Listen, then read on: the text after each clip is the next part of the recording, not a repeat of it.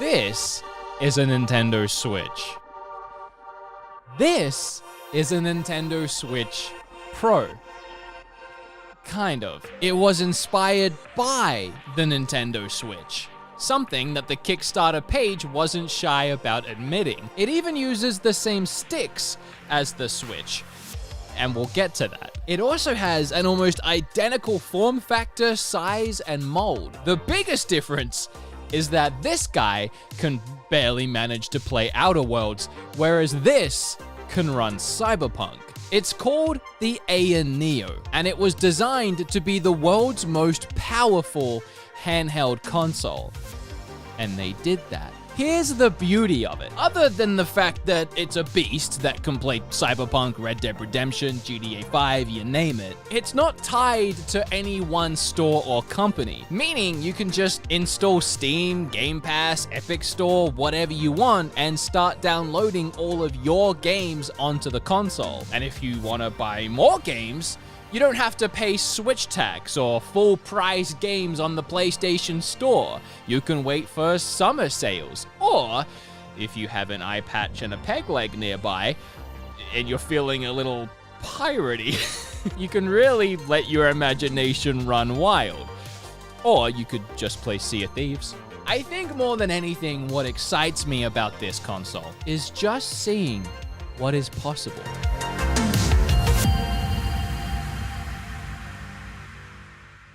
Now, yeah, this little bad boy might be expensive, but it can also help you save money, like up to $50,000 or more.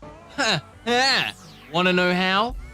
With Honey. This video is sponsored by Honey, but I'm not kidding. I put Honey onto this thing with 2 easy clicks, and that $50,000, that's how much all of you have saved so far by installing Honey with my link.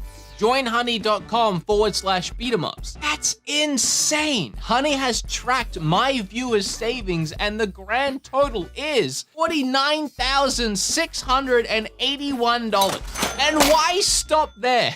I want it to hit over $100,000 of savings after this video. If you somehow don't know how it works yet, Honey searches for coupon codes and automatically applies the biggest discount it can find to your card. You don't have to do anything. It's completely free. After you get it for free, you can just forget that it's even there. Then while you're shopping, it'll just pop up and be all like, hey, you mind saving 40 bucks real quick? I even tried to buy another Neo using my Neo with Honey, but sadly, all the Neos have sold out. But it has saved me a ton of money on games, clothes, food delivery, you name it. All you gotta do is go to joinhoney.com/BeatEmUps, get it for free, and start saving money. Just try it out. It's by far one of my favorite sponsors I work with because it's a win-win for everyone.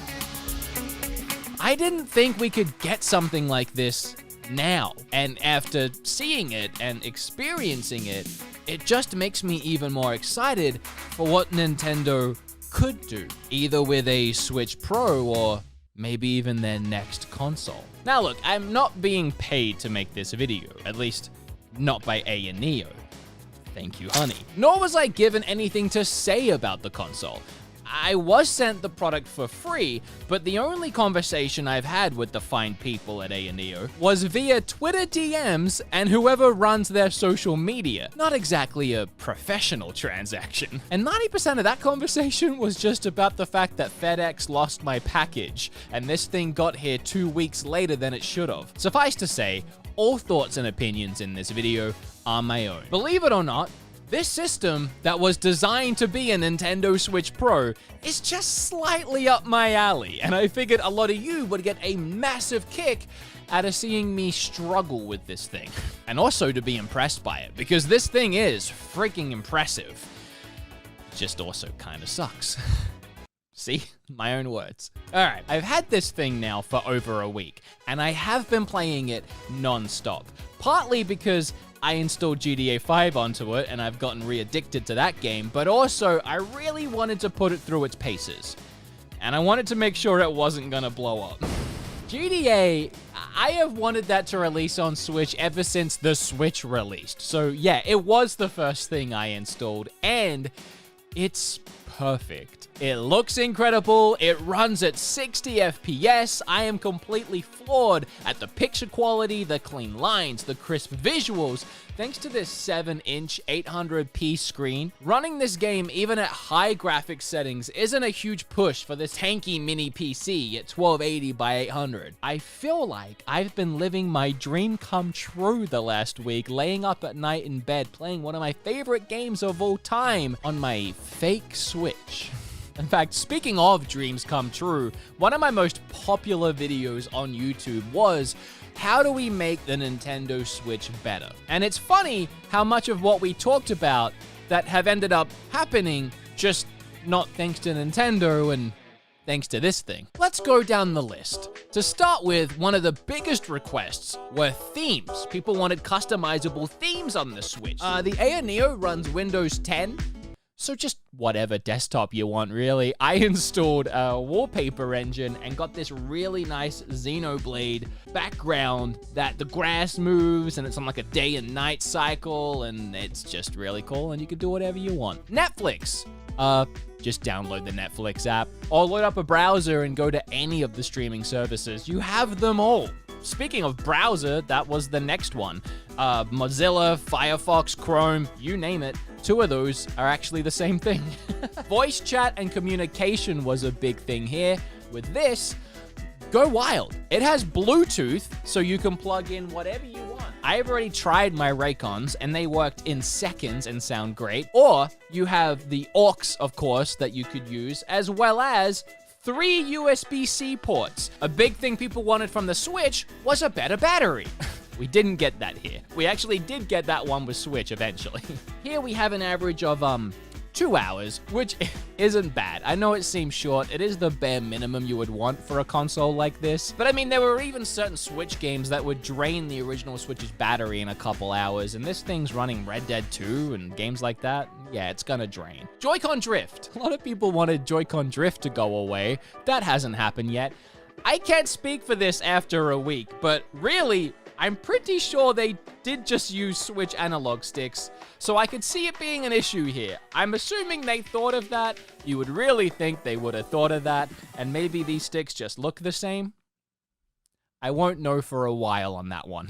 Crappy kickstand. They fixed that by having no kickstand. It just stands up on its own, which is fine. I do like the slight angle of the kickstand. A lot of people wanted a second micro SD slot. This thing has a 1 terabyte SSD, which I would argue is much better than that.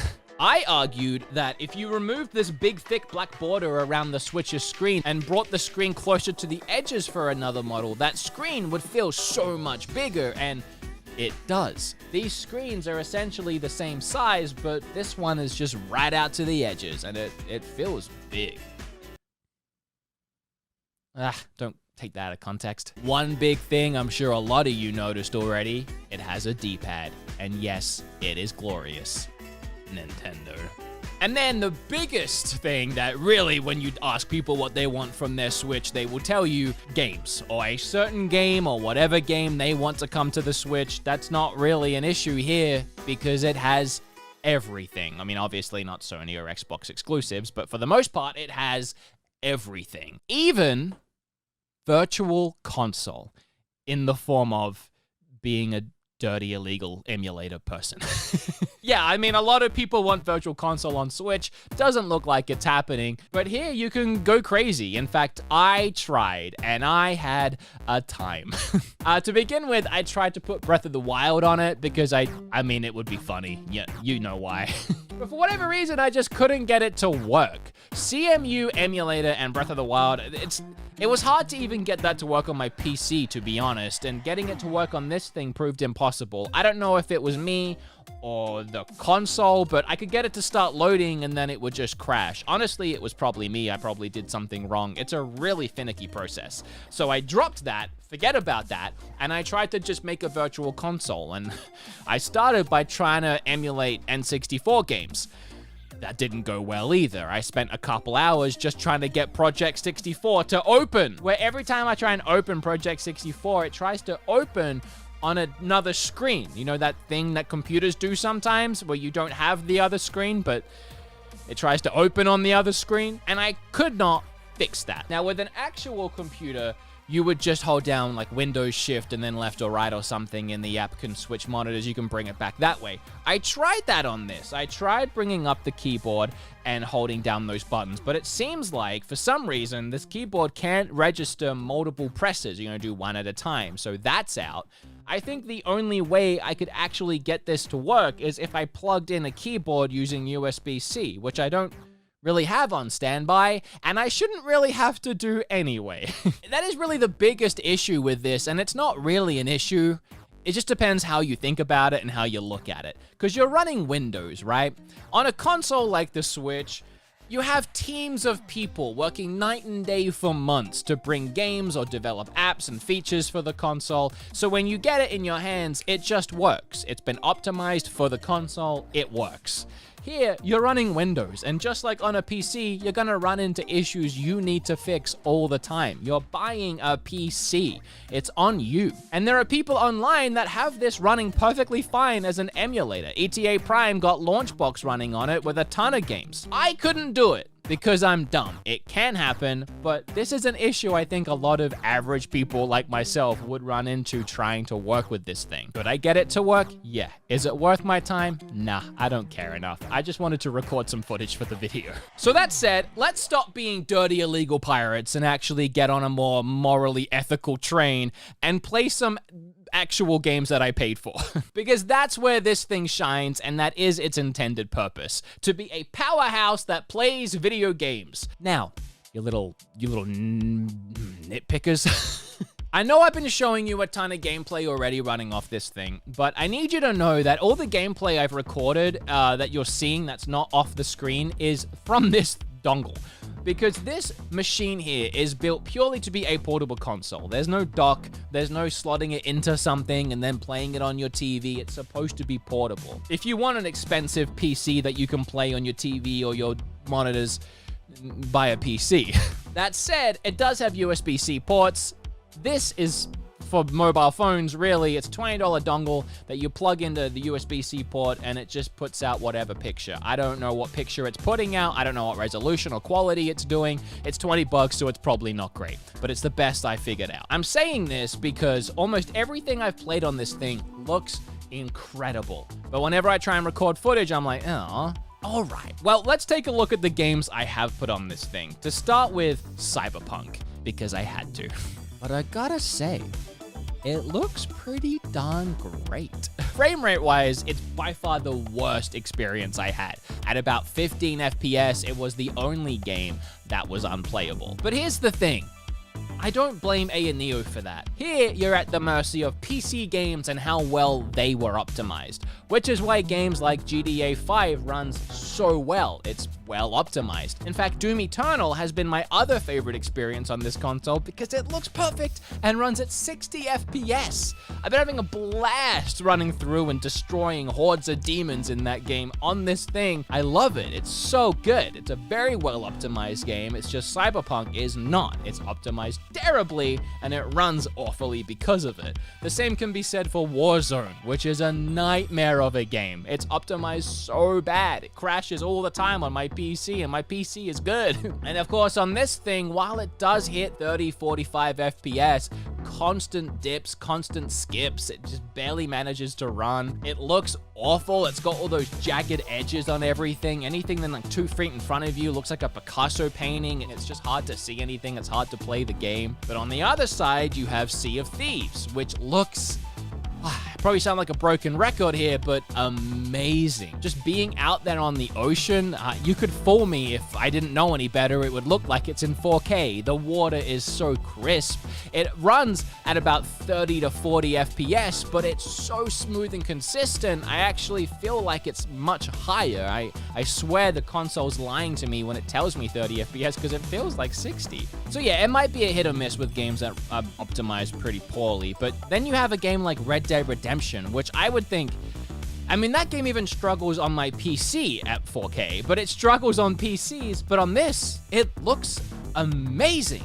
And it keeps a steady 30 FPS the whole time I'm playing. Honestly, I think that one is the one that blew me away the most. Because because it just felt like I had the Xbox Series X version I've been playing, but on the go. It may as well have been perfectly streamed from my Xbox. I couldn't tell any different. Some other games I played, like Rogue Company, again, 60 FPS, those perfect clear lines. You know, on Switch, you get those ports, and they're either kind of muddied, blurred visuals, or if they try and crisp them up, they have those jagged lines and edges on everything. You didn't have that with games like Rogue Company at all. They were just, for lack of a better word, perfect. And I did try out some indie games like Bastion or Eagle Island. I stopped trying those out pretty soon because I knew they were all going to be fine. 60 FPS, clean, great, responsive, perfect. I really enjoyed that every time I loaded a game up, it just automatically flipped over to me using the Joy-Con, whatever you want to call them, buttons, D-pad, and all of that. It just worked. Everything just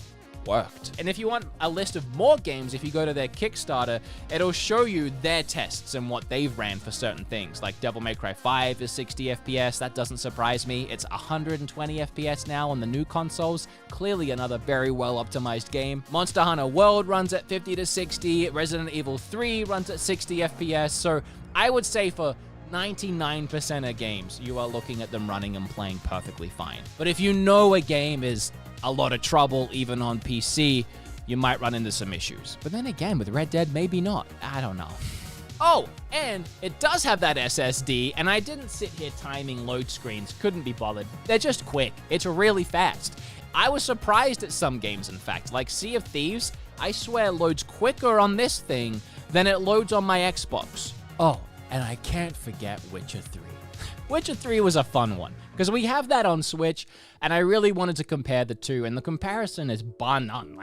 On Switch, that was the first port that I really felt like I am compromising too much to try and play it portably. The visuals were very muddy, but I very quickly realized if I wanted to play this game, I'm better off playing it really anywhere else. This thing?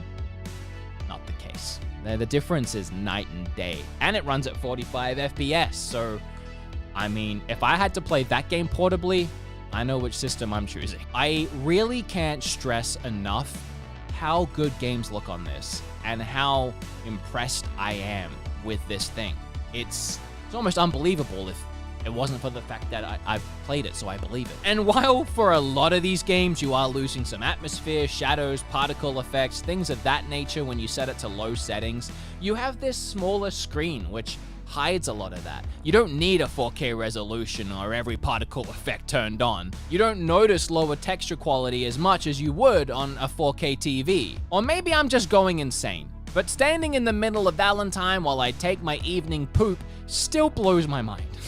And you too can be tripped out and let your imagination run wild when you install any game you've ever wanted to play portably on this thing. I mean, you name it. Possibilities are endless. Look, I'm not a PC specs kind of guy. I know that my PlayStation has an SSD drive now and that my Xbox might get games eventually, but what I do know is this thing is packed. The notable things here, I think anyway, is the 1 gig SSD drive, the AMD Ryzen 5 6 cores, the integrated AMD Radeon graphics, the 16 gigabytes of RAM, and look, I could go on, but honestly, the rest of it just confuses me. It's very impressive in many ways, but oh boy, it has its issues. A big question a lot of my friends asked me when I showed them I had this thing was, does that get hot? Yeah.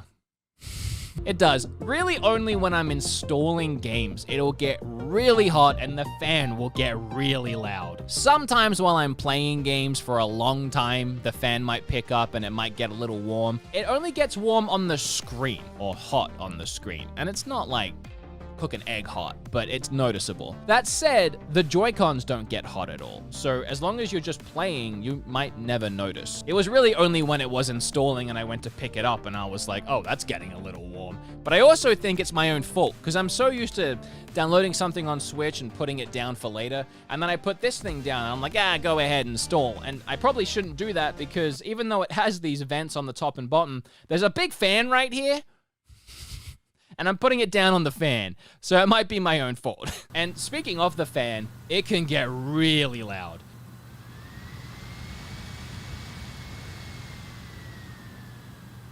Sometimes while playing, it'll get so loud that you won't be able to hear it above the speakers. Oh, and speaking of the speakers, they're trash.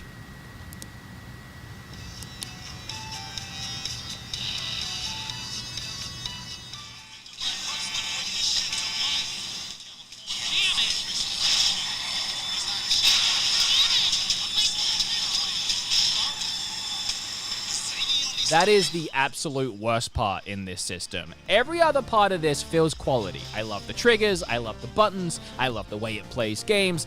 The screen looks great. Like, it's even a touch screen. It even has like gyro in there so you can rotate the screen and play games with gyro. It's great. It has everything you want. The rumble is even like great.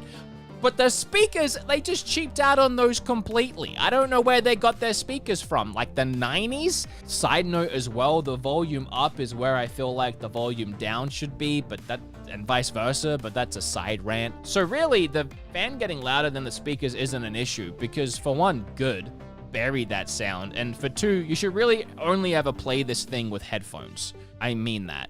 It's a good thing it does have so many ways of using headphones, because you need them. If it wasn't for that, everything about this would be quality. It's the one thing that feels so obviously cheaped. Crappy speakers is really my only actual issue. Everything else is fine. I think some people are gonna ask me if it's comfortable, and the answer is definitely no, but that's the same I feel for the Switch. I don't think the Switch is comfortable. That's why I use the Satisfy grip every time I'm playing the Switch, and this isn't a plug, although it is. Code BeatEmUps. If you don't have one of these already, code BeatEmUps is always active. But this thing makes the Switch usable for me. Like, I can't play my Switch without this anymore, and I only use it with this. So it was a huge adjustment going back to this flat surface. It's the same as the Switch. It's just as uncomfortable. It might be a little worse because this thing's like a thick boy. It's probably 2 or 3 times heavier than a Switch. It does start to take a toll on your digits and your carpal tunnel, but of all the games I tried, like dozens of games, it was only Red Dead that gave me issues, but I easily figured it out and have a workaround. So when it comes to the main thing this is supposed to do, it does it, and it does it great. Better than great. Amazingly. It's super impressive, and I am definitely finishing my playthrough of GTA 5 because I'm super invested now. I have money in the in-game stock markets, and I need to keep logging back in to get my returns. But no, I do really love this thing. It's really cool, and just for straight buying games, I mean, even just downloading Game Pass on it, you have all hundreds of Game Pass games to start downloading. Your Halos, your Gears of War. I played Gears of War on it too. I played a ton of stuff via Game Pass on this thing. And that's definitely a huge advantage for it. Because I know a lot of people might look at this and think $800, $1,000, that's so expensive. And it really is. I'm not downplaying that. You do get what you pay for, but I think the big money-saving thing that you need to take into account is how much you save on games having your own mobile console PC rather than a Switch. You think about buying a Switch for $400, that's half the price, right? But games are what, $60 for the good ones? You buy 1, 2, 3, 4, 5, 6 games over the course of a year, you're at your $800 and you have 6 games to show for it. On this thing, all the games I downloaded on it, I didn't actually pay for it. I think Witcher 3 was the only one I paid for because I didn't have a PC version. And then I have all those other games on there that are still worth a lot of money. Cyberpunk's still full price, and I downloaded them all because I already had them. And then even Game Pass, you can start downloading $4, $5, $1,000 worth of games. So all up, this thing is fantastic. And it excites me a lot. I think it's really cool. And if you're looking at it like, I think that's for me, and I'm willing to spend the money on it, then I think you should. And clearly, there's a market for it. If you sat there wondering, well, who's even the market for that? The Kickstarter raised over $2 million, and it's sold out right now. It's not even a question of, will this do well, or is there a market for it, or who even wants one of these things, or should we laugh at it or not? However you feel about it is really irrelevant because it's doing well. It hasn't blown up on me yet. But what I find most exciting about this, other than Red Dead and GTA 5 on the toilet, is the possibilities that it shows me for the Switch. And I'm not talking about Nintendo making one of these, because Nintendo doesn't have to make one of these. What I feel like, and I recommend watching a video I made already with my friend RGT about a Nintendo Switch Pro and the fact that we feel like there's one definitely coming. We did all this research for it. We talked about how we feel like that's going to be possible and what it means for the Switch, what it means for that console and the ecosystem. And I recommend watching that video to be totally caught up to speed. But if you've seen it and you know where my head's at, this shows me what is obviously possible with a Switch Pro, or even Nintendo's next console. But let's just think about a new Switch model that plays all the current games. You don't need to build a powerhouse that can play new games that this Switch can't. Keep it in the family, but just make something slightly better.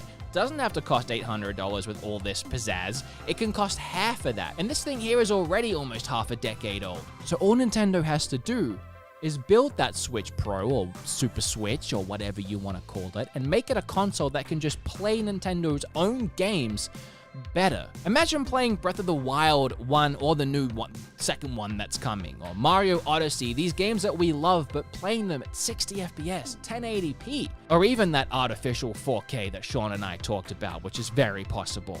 I mean, I think we deserve to see those games like that. But then other games on Switch right now that kind of run middle ground, games like Doom, games like Witcher, you could really push those with a better console. Or games that are completely unplayable right now, games like Ark, games like Outer Worlds, those might suddenly become playable. Games like Hyrule Warriors that just released that clearly had frame rate issues could be completely smoothed over, maybe even boosted up to 60 FPS. I mean, we're talking about Nintendo's own games. Just make a console that play those as good as they can be played. Nintendo making that console is a reality because now we've seen it happen. But if you liked this video and you had fun, make sure you hit that like button and subscribe. I'll leave a link for this down below if you do want to try and buy it. I mean, again, it's sold out, but do your best. While you're down there, I'd really appreciate you clicking on that honey link. It really helps support the channel, and it's free, and it saves you money. Don't buy this thing unless you have honey installed because you might save money on it. All right, love you all. I'll see you all very soon. I guess if I could shout out a couple more things real quick. My Twitch, I stream there 3 times a week. I have a ton of fun playing games, just chatting, and I have a podcast there. Really appreciate it if you'd watch and listen to my podcast. My friend Eric and I put a ton of work into it, and it's a ton of fun. Thank you.